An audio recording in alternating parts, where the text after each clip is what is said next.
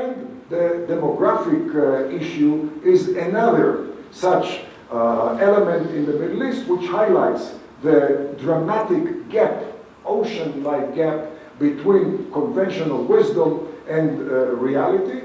And one of the elements which underlines that gap is the fact that in 2017, contrary in contrast to conventional wisdom and expectations of many years, Israel in 2017 is a very unique country among Western democracies and advanced economies, with fertility rate, namely number of babies per woman, which enables Israel to sustain long-term economic growth without reliance on migrant laborers. No country in Europe is even close to that. US is about on the border, 2.1 birth per woman, which maybe maintains the current population until the next generation. Israel is the only one, about 3 children per woman within the Jewish sector as well as within the Arab sector in Israel. This is not only economic ramification of growth, especially in the case of Israel, where it's not only quantitative but a qualitative advantage due to the brain power in Israel, which is drawing the Intel and the Microsoft and the Google and roughly 300 high-tech giants from America to establish research and development centers in Israel to leverage the brain power. But this is also a national security issue, because a country which has relatively high fertility rate can also choose, if there is a need, to expand the military ranks. In Israel, as you know, bless you. In Israel, as you know, there is compulsory service, even though the term compulsory is not adequate, because people do it not being compelled to do it. It's being done for positive reason, patriotism, etc. But if there is a need, we produce sufficient manpower to expand the ranks of the military. In fact, as of today, as of now, the military requirements of Israel are such that we don't need to expand the ranks, and therefore there are youngsters who basically get an excuse not to serve in the military, and that's another contribution to the Israeli economy, because rather than joining the service, they either complete few years of university or they go into the employment market. The question is, how could it be that the Jewish state would have such a positive demographic reality? Aren't Jews Westerners? And being Westerners, aren't you supposed to have low fertility rate, fewer number of births per woman? And especially when it comes to the comparison between the Jewish fertility rate and the Arab fertility rate, if we go back not too many years as far as Jewish history, but to 1898, a year after the convening of the first Zionist Congress, Herzl was confronted by then the number one Jewish demographer, Shimon Dubnov, who was the number one Jewish historian in those days and the number one Jewish demographer. And Shimon Dubnov supported an idea of Jewish autonomy in Russia, in Europe, but not to go through what he believed, the lack of hope type of voyage to re-establish the Jewish state. And Shimon Dubnov did produce a projection for 1988, 100 years from that confrontation with Herzl. And according to the projection by then number one demographer, by 1998, there couldn't be, under the best case scenario, more than 500,000 Jews. Well, we are today, in the year 2017, 6.8 million Jews. Now, that was not the only time when conventional wisdom or the establishment of demographers were dramatically offside. On the eve of Declaration of Independence, Ben-Gurion was challenged by the elite of the Israeli statisticians and demographers, who also produced projection after projection, trying to convince Ben-Gurion, the founding father, that demographically speaking, this was an adventure in vain, because according to the founders of the Israeli Central Bureau of Statistics, by the year 1967, there was supposed to be, again, under the best case scenario, 2.3 million Jews, 33% minority.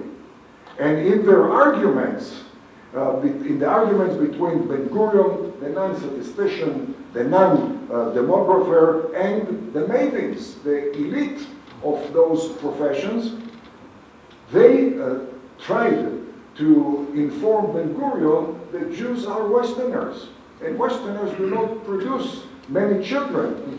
Ben-Gurion's response was, well, in that case, we are going to absorb the Arabs, and the Arabs are going to be Westerners just like us in our Western state. And the demographers say, oh no, Mr. Ben-Gurion, you don't understand the Arabs. Arabs are always Arabs. They are always going to remain third worlders. And therefore, they are going to always have 6 or 7 babies per woman. Ben-Gurion's response was, well, I have high hopes with very sizable aliyah from the Arab countries. Jews will come from Arab countries. They are in the habit of producing many children in Arab countries. They are going to improve our demography. And the Navy say, no, you're wrong. Jews are Jews. And when Jews are going to join this newly established Western state, they will become, right away, they are going to become Westerners as far as their demographic behavior. Well, when we look back, we find out that Mr. Ben-Gurion was right and the establishment was wrong. Once again, reality was different in a very dramatic manner than conventional wisdom. Thank you. And the question is, what has brought about such a change? And how come Ben-Gurion was right and the professionals were wrong?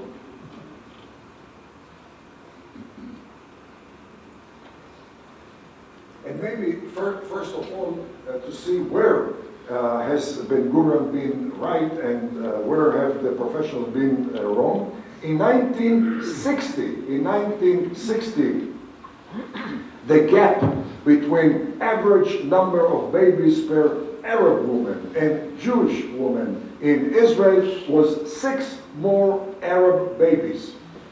In 2015, that gap was completely eliminated with 3.13 babies per each Arab woman and Jewish woman. But 2016, for the first time in our modern day history in Israel, Jewish fertility rate, number of babies per woman, exceeds that of the Arabs. At the same time, we keep getting numbers from the Palestinian Authority about the scope of Palestinian numbers, and those numbers are reverberating throughout the world. They reverberate without going through audit. And I say that based on the last 13 years, where, as Harry said before, I'm a founder of a team of 6 Israelis and 3 Americans, and we have researched the Jewish era demographics.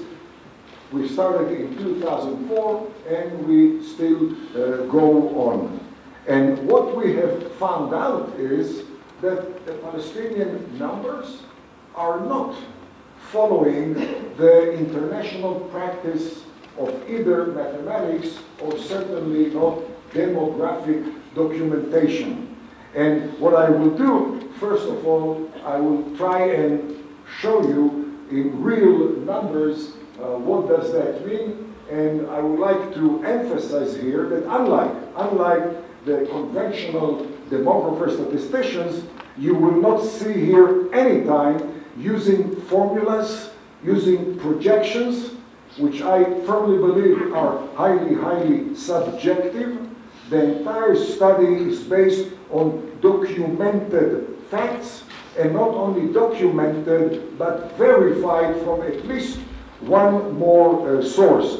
Most of our sources are Palestinians, but unlike the conduct by all governments in the world, we don't take the numbers at face value, we audit them. And what we have found, as you will see, discrepancy between the Palestinian Central Bureau of Statistics on one hand and the Palestinian Ministry of Education on the other hand, or the Palestinian Ministry of Health on the other hand, or the Palestinian Election Commission on the other hand. And this discrepancy produced the documented, verifiable numbers. I can share with you that about 3-4 years ago, I was contacted by one of the top guys at the US Census Bureau who came to a convention in Israel. We spent about 3 hours, and the message was very simple. We follow your study. We are certain that your numbers are on target, but I have to apologize. There is an accepted norm in international relations. We cannot publish but official Central Bureau of Statistics. And therefore, the Palestinian Central Bureau of Statistics is reverberating, even though people who bother to invest the time and check it realize those numbers are highly inflated. And how highly, we'll see it now. If you can move on, maybe another one, and one more. Oh, and maybe one more. Okay. Here we come to June of 1997. This was the first Palestinian census. They do it every 10 years. The next one is around the corner.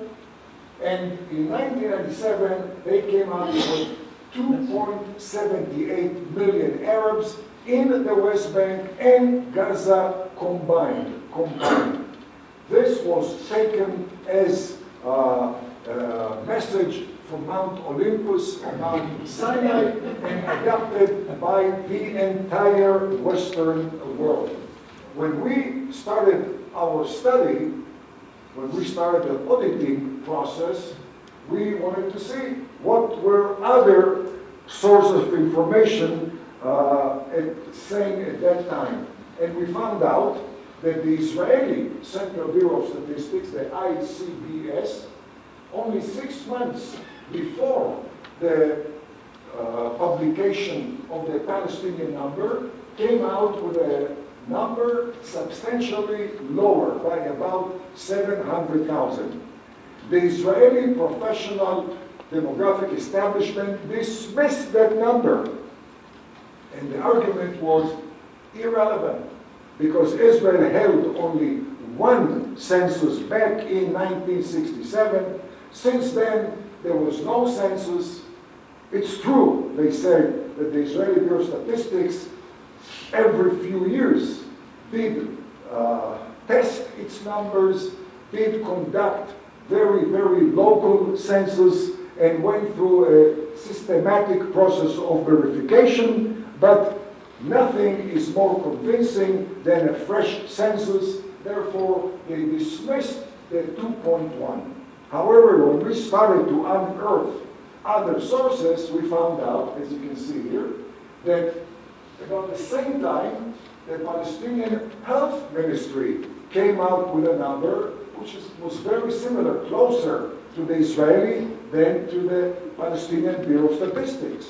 And the Palestinian Election Commission, 96, before the Palestinian election, came out with a number which was almost identical to the Israeli, but nobody bothered to examine and to unearth sources other than the Palestinian Authority, and therefore for the first time that the information about the Palestinian Ministry of Health and the Election Commission became public was when we published our own study. When we tried to find out where does this gap come from, let's go forward. We first saw the document which contained the press conference in the aftermath of the publication of the Palestinian first census. And the head of the Palestinian Central Bureau of Statistics those days, Abu Libde, said quite bluntly, to his credit, was not hiding anything, and he said, yes, we also included 325,000 Palestinians who were living outside the Palestinian Authority, not in Israel, but overseas. And the reason they were included, this is not here, is because according to the Oslo Accord, Israel allowed them to include as many as they want. And then he explained why are they part of it, and he said, well, there are different categories, and we're talking about professors, we're talking about students, and we can see it if you go one more. That's the Hebrew translation of the press conference. And here it's from the website of the Palestinian Bureau of Statistics, and then they explain, yes, we follow de facto. Only those who are here were counted, but with some exceptions. What were some of the exceptions? All Palestinians studying abroad, irrespective of the study period. And Palestinians abroad who live for over 1 year, but consider this place to be their home. Well, as you probably know, there are many Israelis who teach overseas, many Israelis who work overseas, study overseas, but if you are away from Israel for a year and a day, a year is a threshold, you are deducted from the count, not only in Israel. This is an internationally accepted standard of counting population. Only when you come back for at least 90 days, you're being reinstated. In the meantime, nobody deprives you of any right of citizenship of your country, but you're not counted. The Palestinians are unique in the sense they do count certain element of overseas citizens, and mind you, 325,000 was in June 97. We have come long way since then, and let's go forward. Another one. And we see that in 2007, the second census, once again, de facto, but with some minor local circumstances, and it says the website is identical to the implementation of the Palestinian census of 1997. Let's go one more. And recently, in October of 2014, the deputy of the Minister of Interior, I think that's his title, said, yes, we included in our count also 100,000 children born abroad. Now, simple mathematics, 100,000 children born abroad, each one has 2 parents, it's already 300,000. Then you have to assume that not everyone who stays abroad breeds children. You come to roughly 400,000 is a reasonable number who are not in the West Bank, but are counted as if they are there. Let's move on. And here we come to that element of the Palestinian Election Commission, which I showed before, came up in 1996, number very similar to the Israeli Central Bureau of Statistics, very much lower compared to the Bureau of Statistics. And here are their actual numbers from the next election. And we see that they came up with 1.5 million people 18 and above, namely those who are eligible to vote.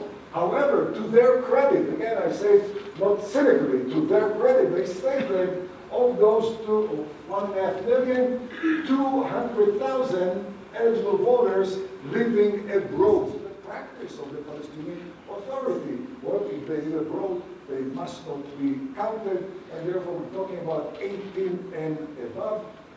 1.3 million. 1.3 million, that time 18 was the median age, the median age of the Palestinian population, which means the actual number of Palestinians was 2.6 million in Judea, Samaria, and in Gaza, and at the same time, the Palestinian Central Bureau of Statistics was talking about 1.85 million, 18 and above, a dramatic gap above the Palestinian Election Commission. Let's go further.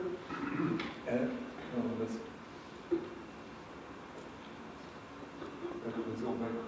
Okay, so, fine. No, let's go forward. Okay.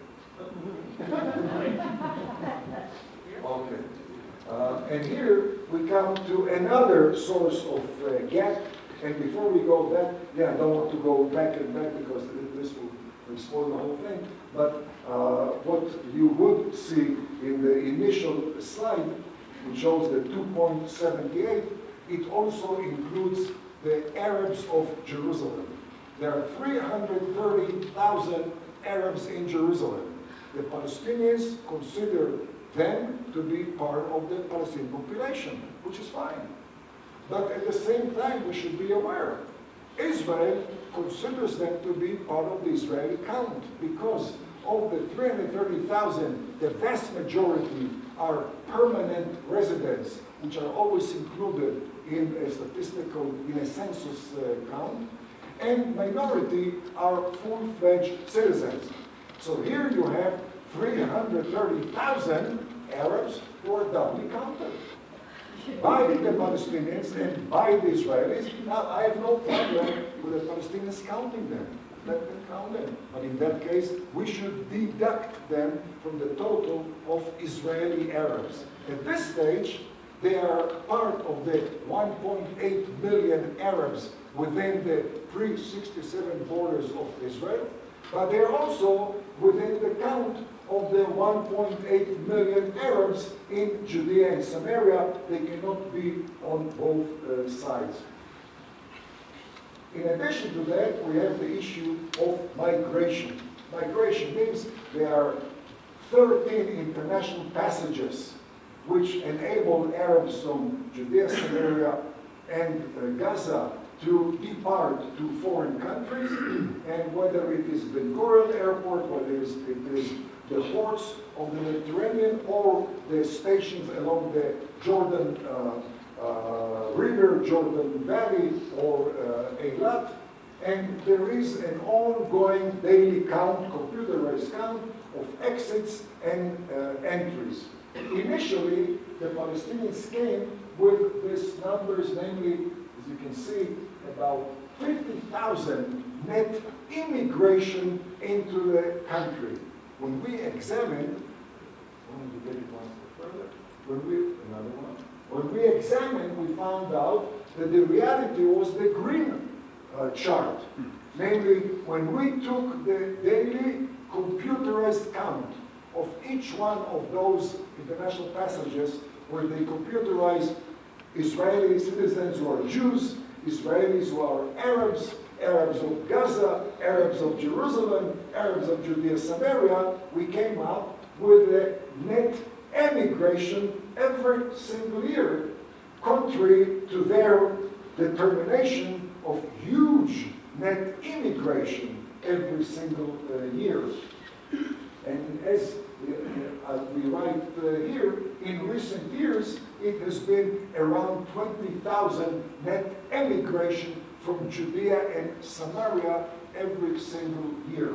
We had a debate with the Palestinian Central Bureau of Statistics in the Technion a number of years ago, and at that debate we showed the slide and we asked for the reaction by the head of the Palestinian Central Bureau of Statistics who debated us at the Technion.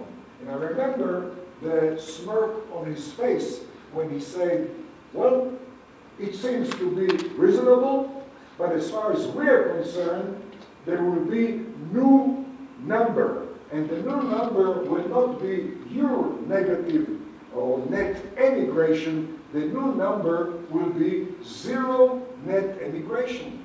We say that there's no such thing. No country in the world can claim that the number of exits equals exactly the number of entries.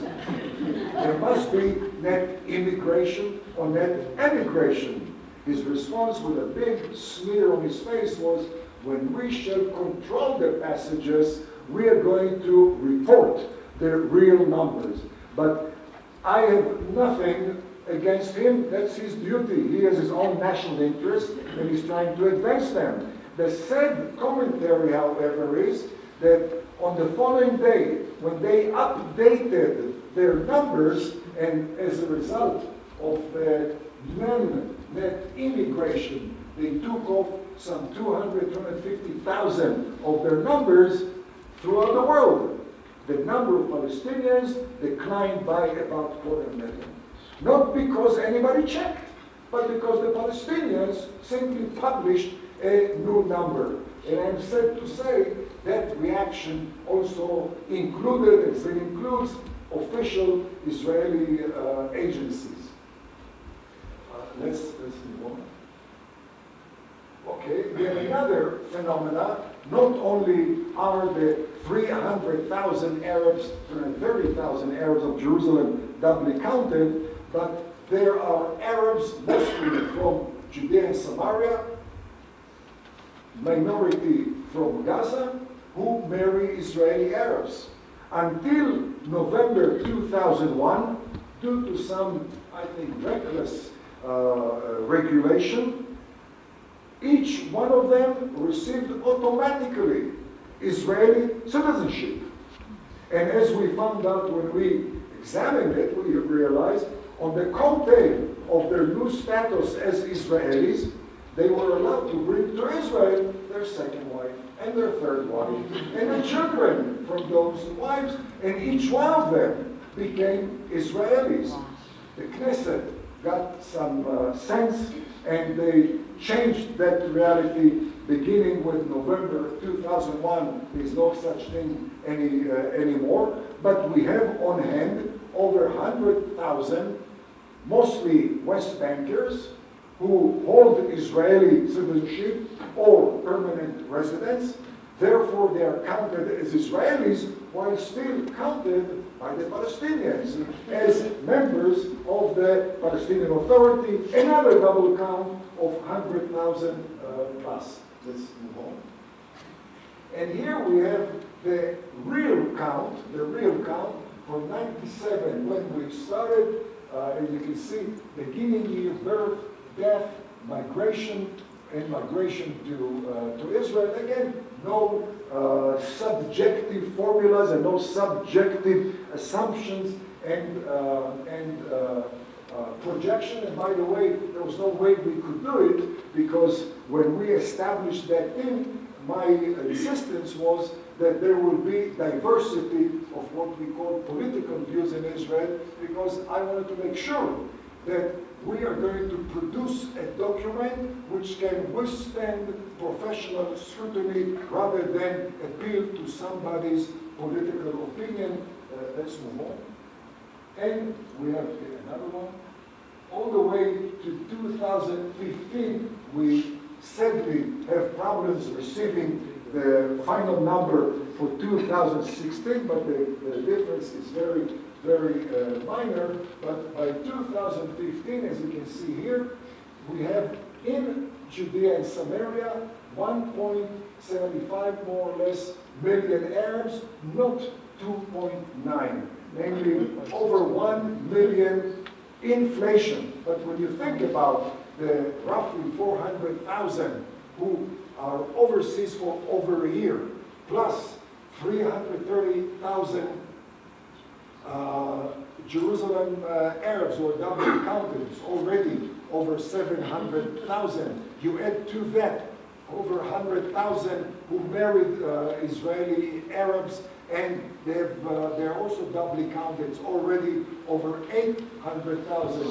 You add to that the gap which they admitted of over 200,000 when it comes to immigration, and I think you'll see it later on, the World Bank in 2007 studied education in Judea, Samaria, and Gaza, and in their 78-page document, which is online, they also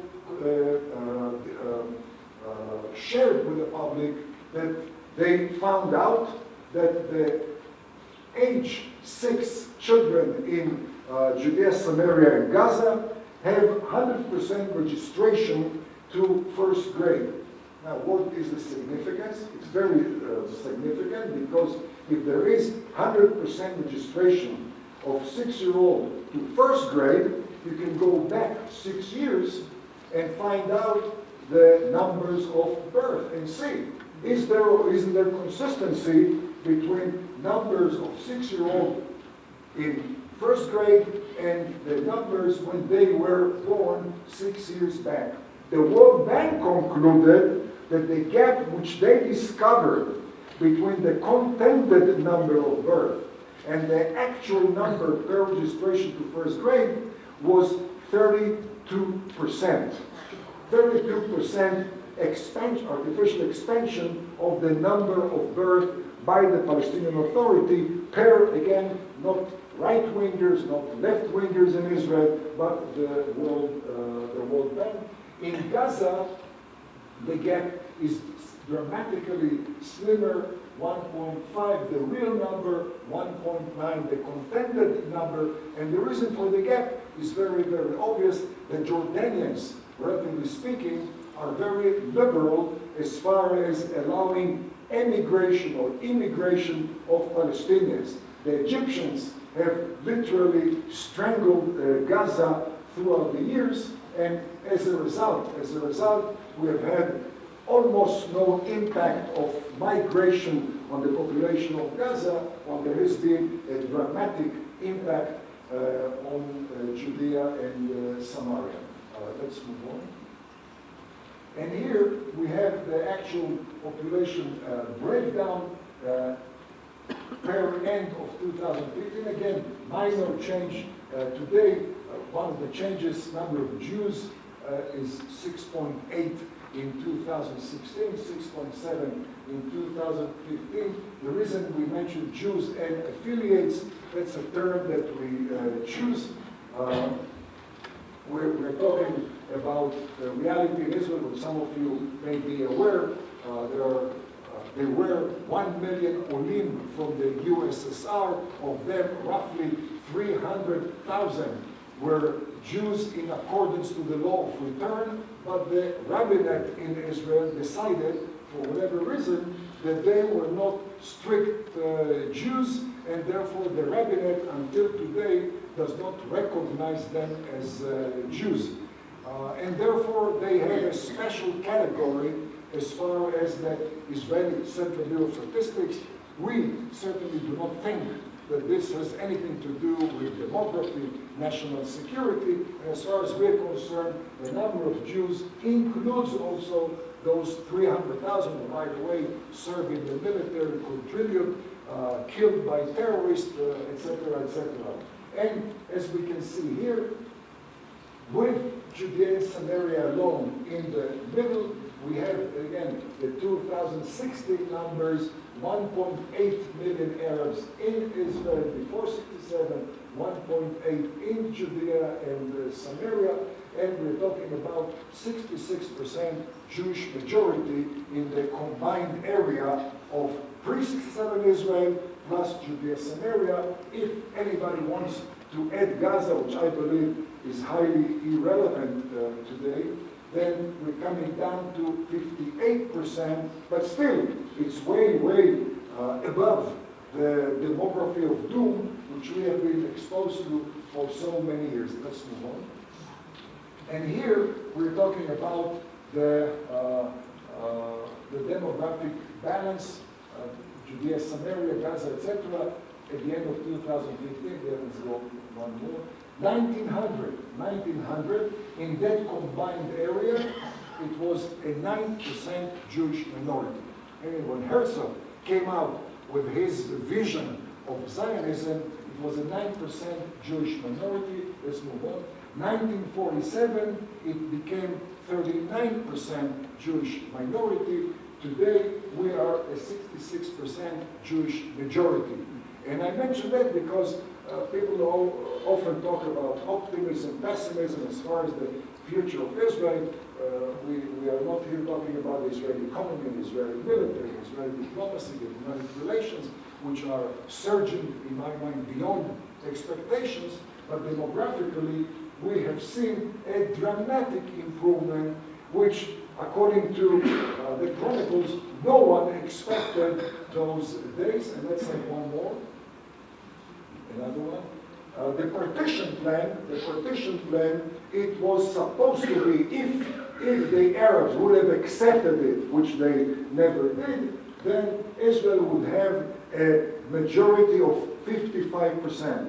The founding father, Ben-Gurion, was not very bothered by that. He was very confident, optimistic in the capability to establish a solid Jewish majority, and again, contrary to the demographers who did not share his optimism. Let's move on. Here we have the trend as far as Arabs in Judea and Samaria, which once again does defy convention.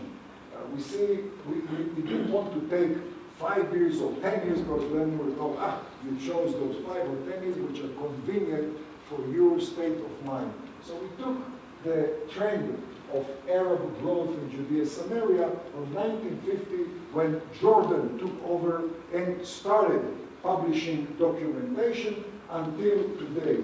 And the graph shows the trend and why indeed the future looks very, very bright for Jewish majority in the combined area until 1970. Basically, no population growth, 1%. Why was that? Because the Jordanians never trusted the Palestinians. The Jordanians wanted to empty the area as fast as possible, and therefore no infrastructure of health or education or welfare or education or road infrastructure, whatever. And that was, first of all, an inducement for people to emigrate. And it took also toll of health, which means life expectancy was dramatically very, very low.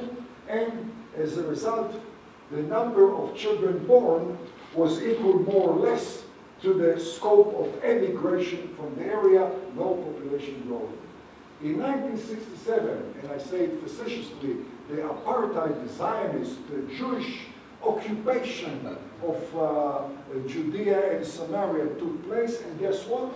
The fastest and the most impressive ever population growth by Arabs in Judea Samaria. For a simple reason. The minute we regained control. The minute we return to what is the homeland, Tel Aviv is not exactly the place where Abraham or Isaac or Jacob used to hang around. Neither is Netanya or Haifa. It has been the area with the mountains of Judea and Samaria.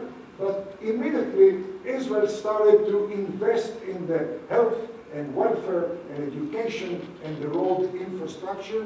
There was a guy who led it, and that was Yigal Allon, who was deputy prime minister, and his vision, although he was Laborite, was to annex about 40% of the Judea and Samaria to Israel, and that produced, first of all, much longer life expectancy, that produced much lower infant mortality, which was an affliction under the Jordanian time, and that produced much employment opportunity, and therefore it yielded very low emigration by Arabs. Why is there a downturn curve? For a simple reason. Anybody who studies demography, and I did not, I know what I know through those 13 years of research, but if you study demography 101, you study about the rise before the downfall of the curve, the pre-fall surge. The pre-fall surge takes place when third world society and Western society are integrated together. The immediate impact by that integration is, as I mentioned here, the expansion, the improvement of infrastructure, and therefore the surge. But then modernity starts ticking. And when modernity ticks, this is exactly where I go back to my initial statements about Arab women in Israel westernizing their fertility rate, because if in the past, under Jordanian control, it was very common for 15-year-old girls to get married and start reproducing at the age of 16 and continue all the way to 55, because that was the next to sole preoccupation. Under the apartheid Zionist occupation, so to speak, things changed dramatically. And today, almost all girls in Judea, Arab girls in Judea, Samaria, as are Arab girls in Israel before 67, almost all of them complete high school, and increasingly they enroll in community colleges and universities. That means that the reproductive process doesn't start at the age of 15, start at the age of 20 plus, and every year it gets closer and closer to the age of 30. And as a result, we've seen also women concerned more and more about career, about employment, about leisure, and using more and more contraceptives. In recent studies of the Muslim world, we're talking about Morocco leading the Muslim world as far as the use of contraceptives.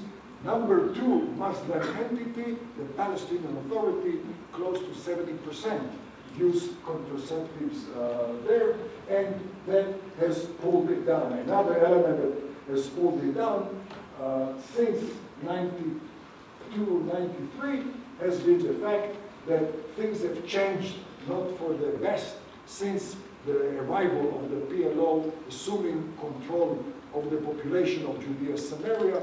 We've seen rising emigration from the area, rising internal conflict between Hamas and PLO, and who is emigrating?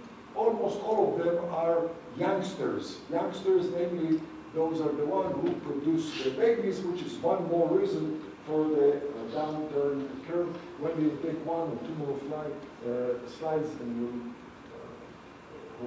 okay, here we have the slide about the Israeli rate of fertility.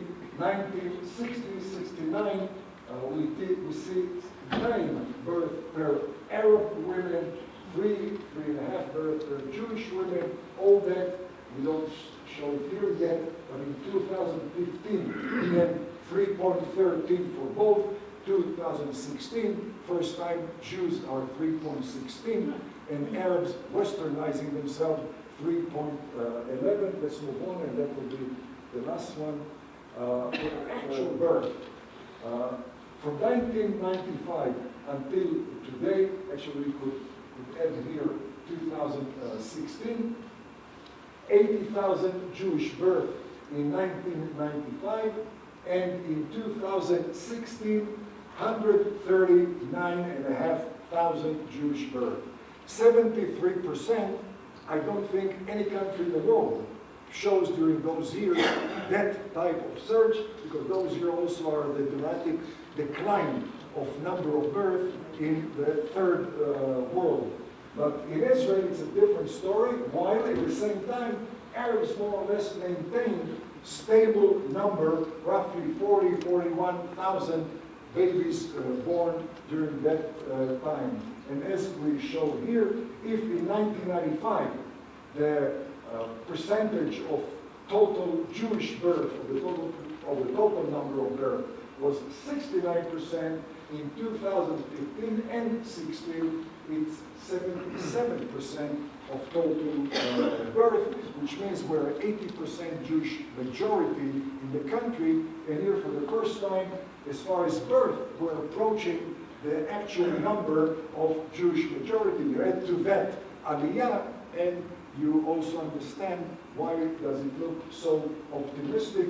Moreover, in 1995, as we show here, it was 2.2 Jewish births per each Arab birth.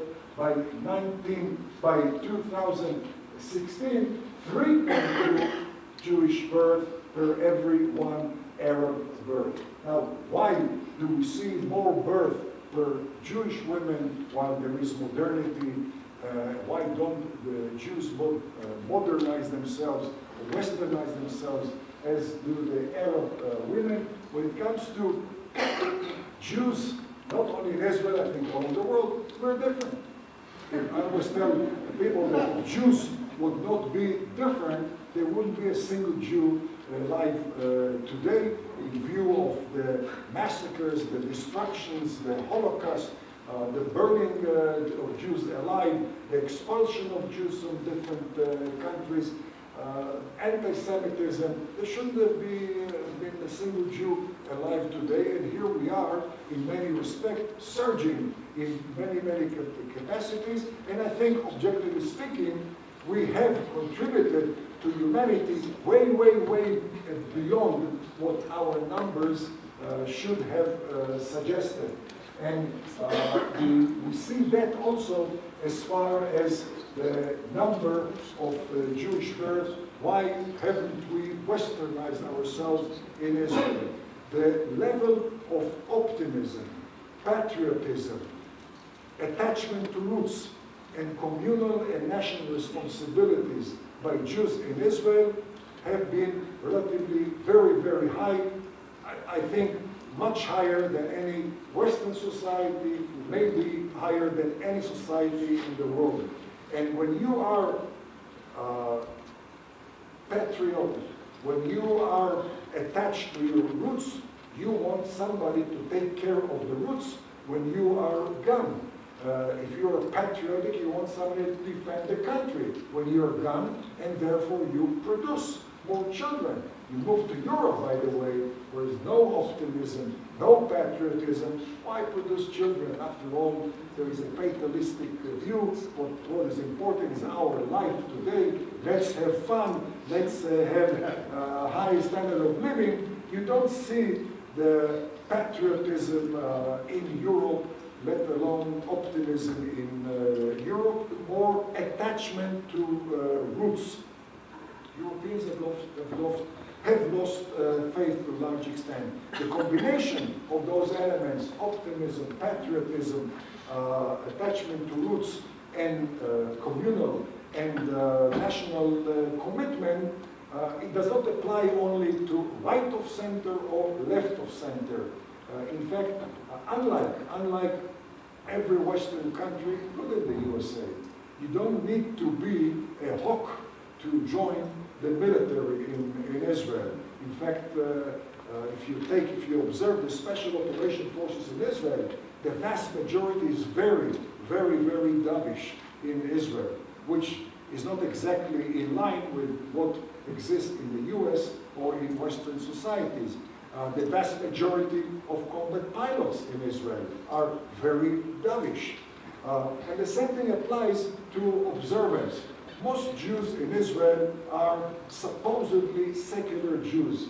But again, the term secular Jews in Israel is very different than secular Jews somewhere else.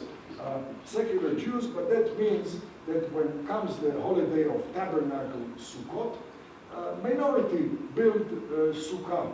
But the majority spends a meal, few meetings inside the sukkah of the neighbor or the relative or the friend. A tiny minority conducts Seder on the eve of Passover. But most Jews in Israel attend Seder in a different way. Yom Kippur. There is a minority, I believe it's a minority, which does not fast. But they are not going to eat in public. They don't grab a sandwich on the balcony. They do it inside, nobody sees them. Certainly, it doesn't matter how secular you are, you're not going to get into your car on Yom Kippur. Namely, there's a sense of respect and attachment to the roots. And that, among other things, also produces more children, which produces such graph as you see. And again, the trend is very obvious. We have to be realistic. It's not going to go incessantly, but it explains why Ben-Gurion was right, I would say in most cases, and while the so-called professionals or conventional wisdom was dramatically wrong. Okay, I would like to end here and turn it now, hopefully, to not necessarily questions, but maybe opinions, not necessarily questions.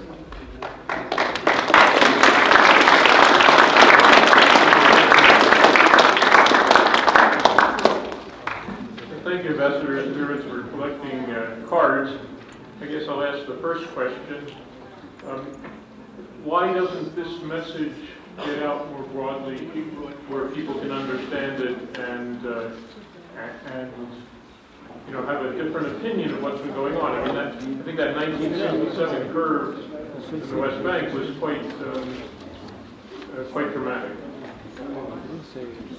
This is not the first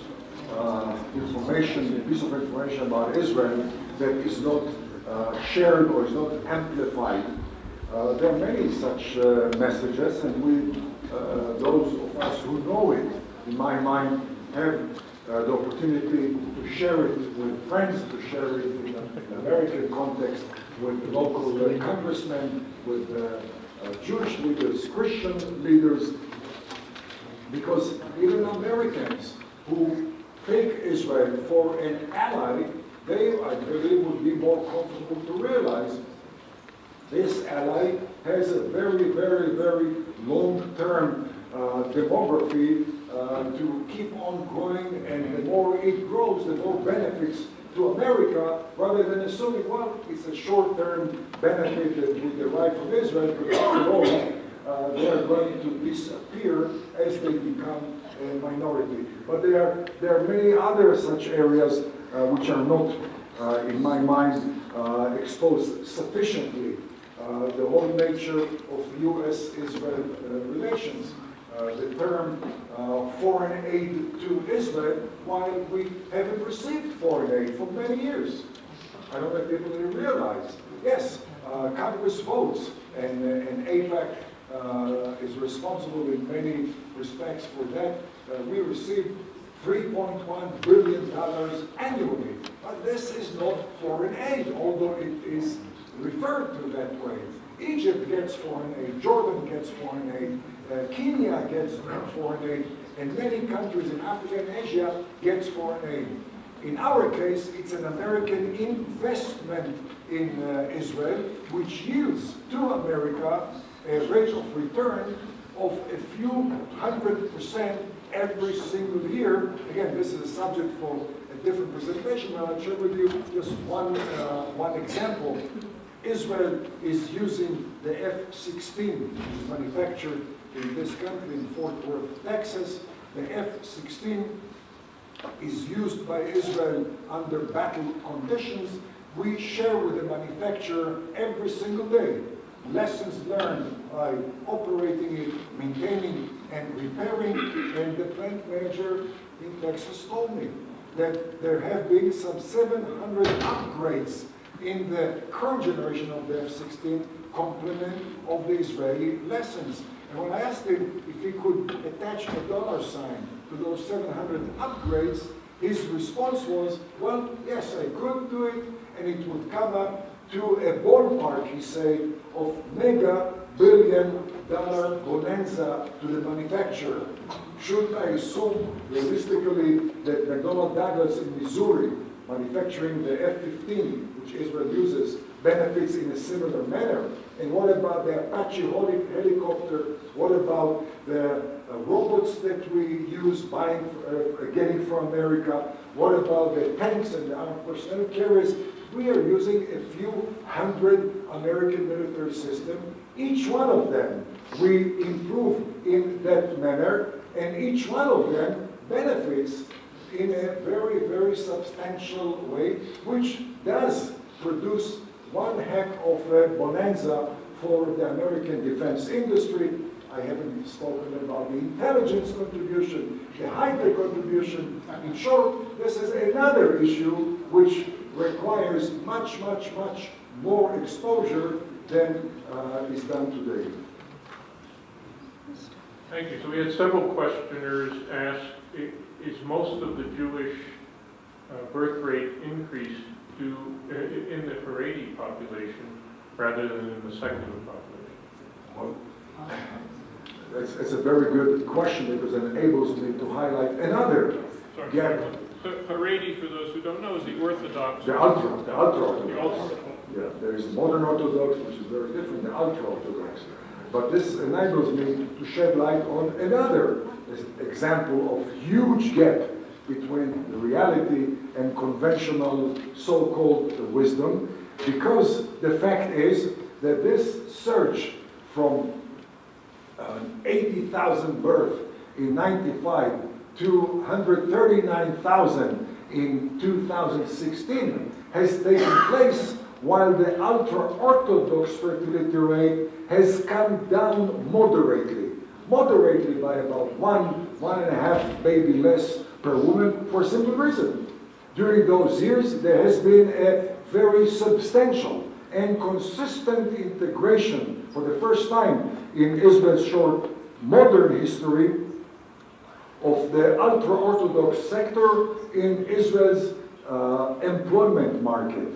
Increasingly also, more and more graduates of yeshiva, the schools of high learning of the ultra-Orthodox community, are joining undergraduate and also graduate schools in Israel.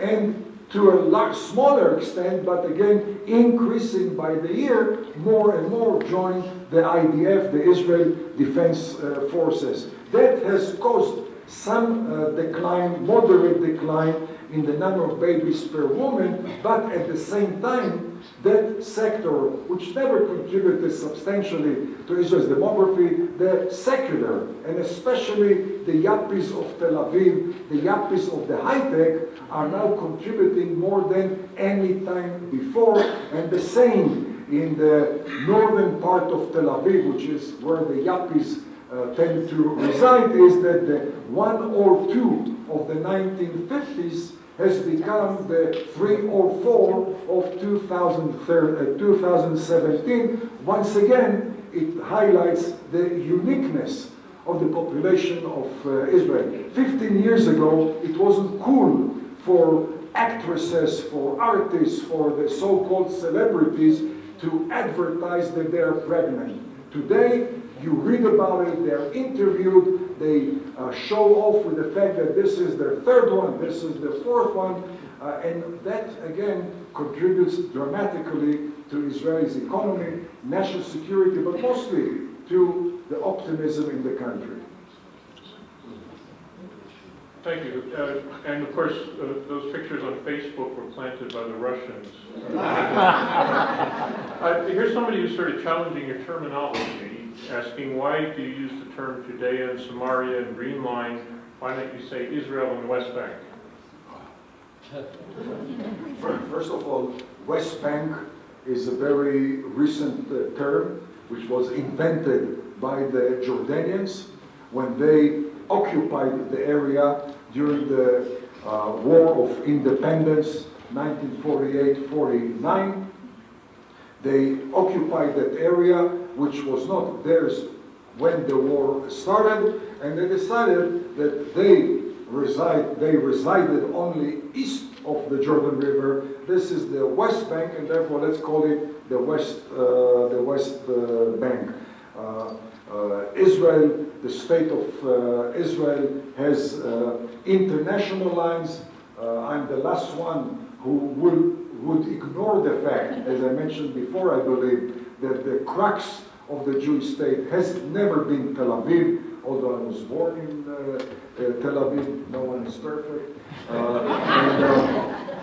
But certainly the reason Jews resettled that area had nothing to do with Tel Aviv or Haifa or Netanya or Herzliya. It had to do with Hebron, it had to do with Jerusalem, it had to do with Nablus, it had to do, again, with what we call, what historically is, the trail of the patriarchs. The trail of the patriarchs started in the mountains surrounding Nablus or Shechem, the biblical name, coming down all the way to Hebron, and those of us who read the portion of the week read last week it was Abram coming down to Alonei Mamre, which is today outside of Hebron, contiguous to Hebron. I might add that Judea and Samaria is the crux of what Israel is all about, also in accordance with American history. If you look at the map of the USA, you will find out that while we in Israel have one Jerusalem, in the US you have 18 Jerusalems.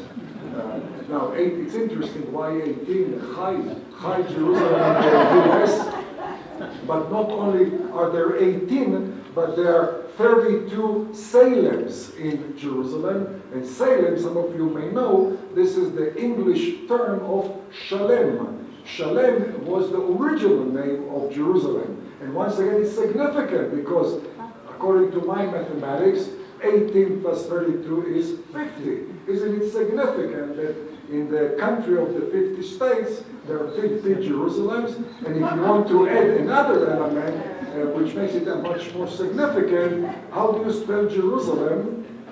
At the heart of the spelling you have USA. This is definitely a new type of numerology. Very good.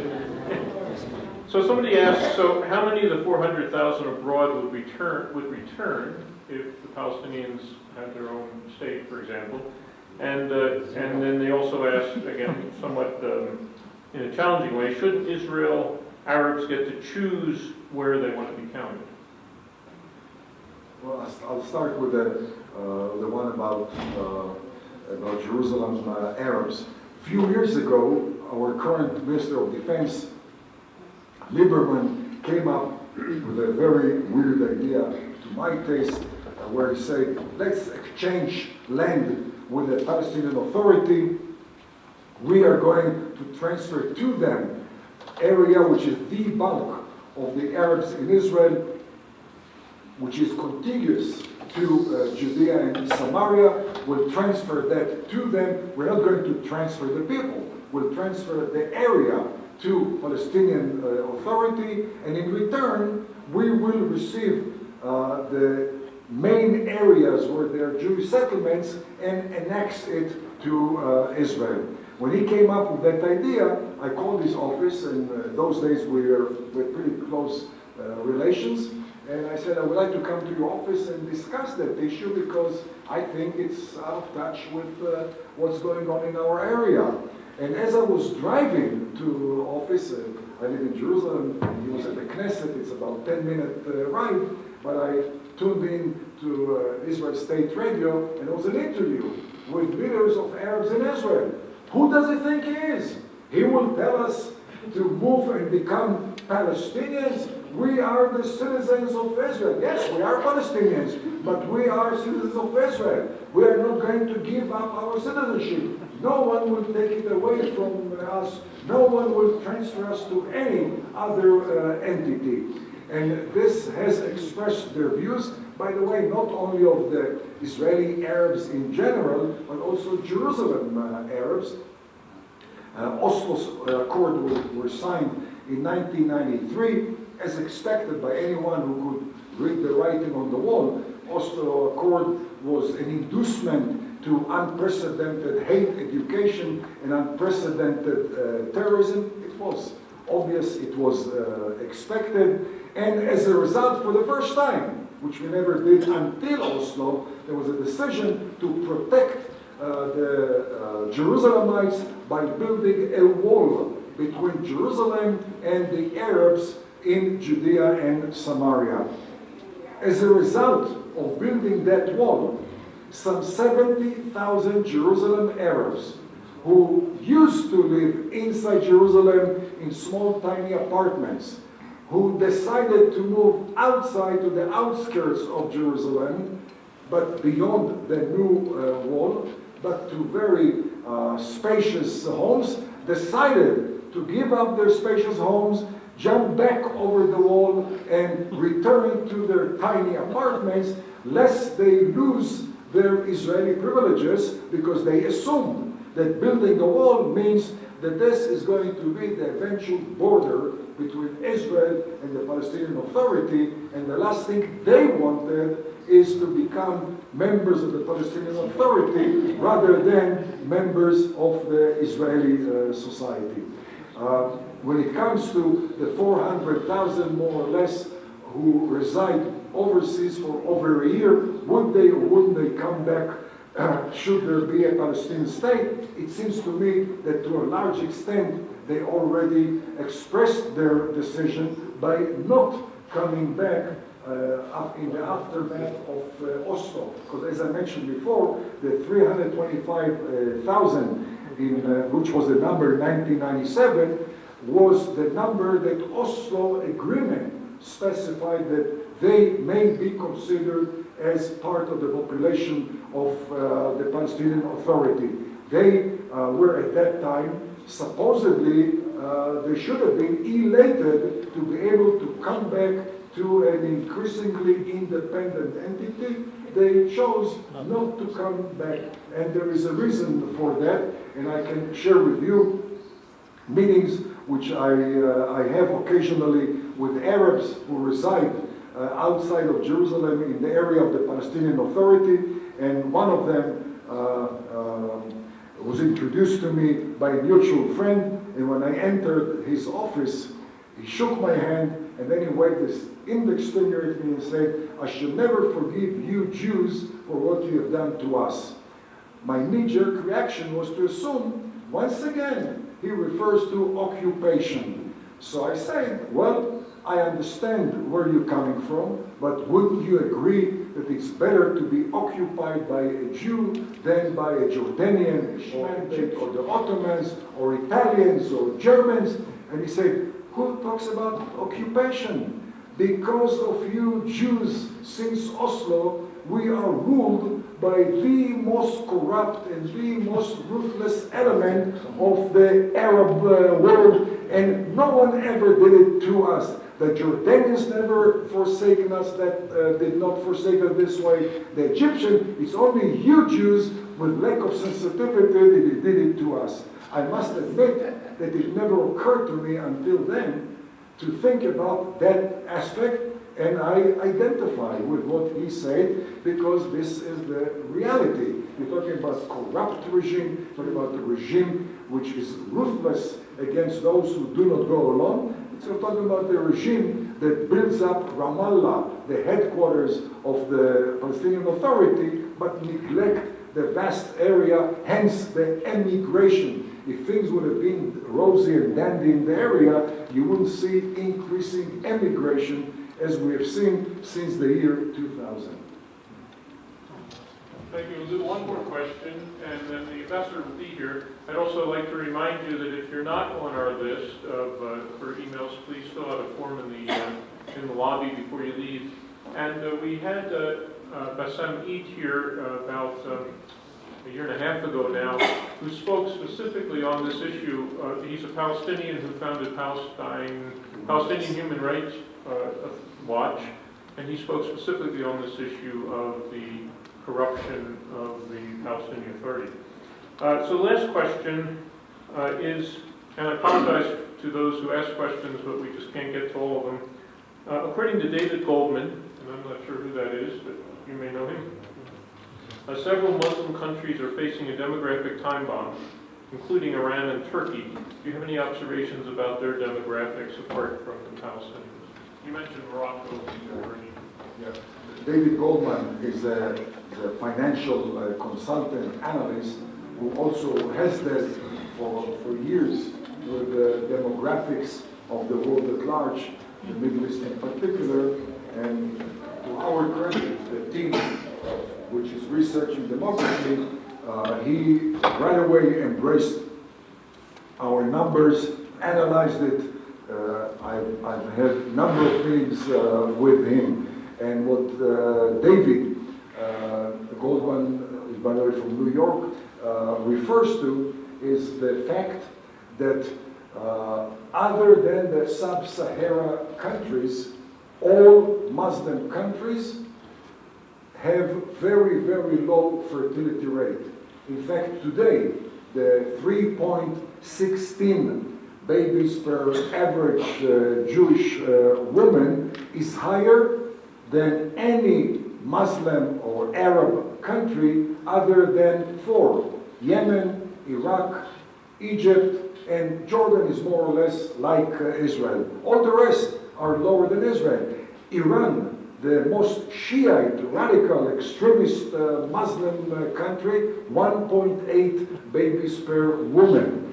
Saudi Arabia, the most Wahhabi, Sunni, radical Sunni country, 2.1 babies per woman. Kuwait, maybe 2.4 babies per woman. Morocco, 2.1, but the rest of North Africa is about 2, 1.8, 1.9, and that is one of the potential problems. It's a demographic time bomb, but from the other side, lack of sufficient demography, which could produce a collapse of number of Muslim or Arab regimes, especially when you talk about minorities ruling over the majority. What would happen when the Bedouins of Jordan, which are behind the Hashemites, collapse demographically? What would that mean for the future of Jordan? And once again, it highlights the very resounding demography of the Jewish state. And to sum up the whole discussion, I would say anyone who talks about the Arab time bomb, the demographic time bomb, awaiting around the corner, threatening Israel, and supposedly that Israel must retreat from the mountains of Judea, Samaria, lest we become a minority Jewish state, is either dramatically mistaken or outrageously misleading the public. Thank you very much.